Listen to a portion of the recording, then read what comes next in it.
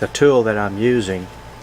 No teeth on the end. It's called a flexible scraper, and of course I picked this one up at Ace Hardware. And there's two settings you can use on this one.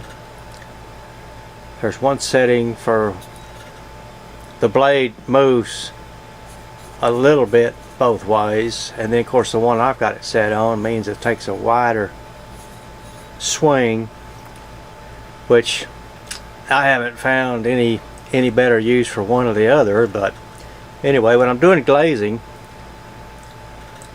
this seems to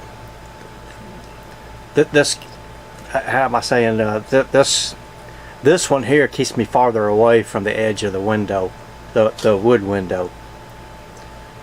This I kept flush with the glass. It's not going to scratch the glass if you're just trying to reglaze the window, so just be careful. You just have to pay attention to what you're doing.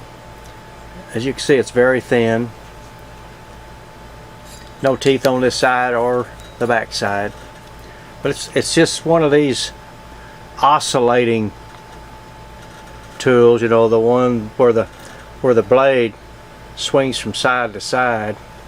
Of course, if you put it in this way against that glass, you're going to break it, but as long as you keep it flush and keep the rest of the body off the glass, then you're going to be able to get that glazing out without any problem at all.